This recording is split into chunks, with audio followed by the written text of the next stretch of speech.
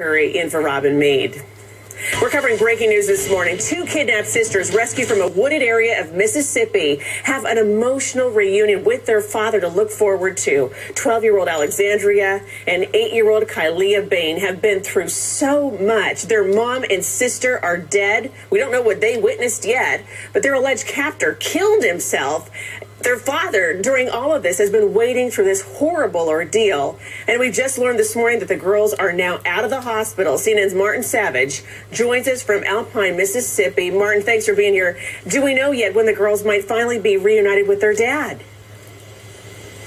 We don't know. All we've been told by authorities is that they have been reunited with family. So whether that means with dad, whether it means with other extended family members, we simply don't know at this time. But, you know, I guess you would have to say this was the best possible outcome, at least when it comes to the safety of those two little girls, 8 and 12 years of age. Here's what happened.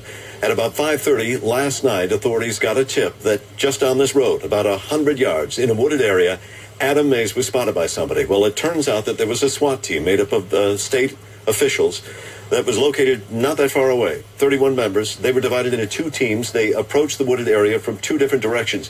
As they moved into the woods, they came across one of the little girls, Alexandria, laying on the ground.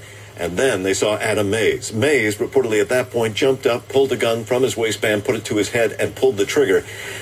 But it ended, of course, with his violent death, and the two little girls were right there. So there was no way they could escape, once again, seeing violence in what has been clearly for them 2 weeks now of just horrific images that they've had to endure. But they are okay, and that's the best news of all. They did suffer from exposure, mosquito bites, and poison ivy.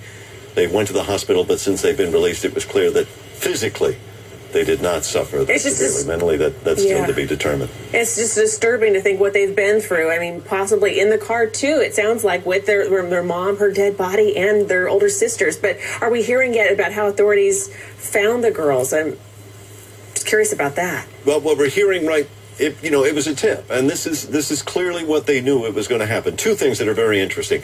Number one, despite an alert going out nationwide, it turns out that Adam Mays never really strayed more than 3 miles away from where their bodies, those first two bodies, were originally buried. So he was always very close. And then the other thing we've learned about this is that it was the public that finally came through. Somebody who saw something and made a phone call that made all the difference in the outcome and may have saved those young girls' lives. Thank goodness they did. Martin Savage in Union County, Mississippi. Thanks so much for that update. We appreciate it.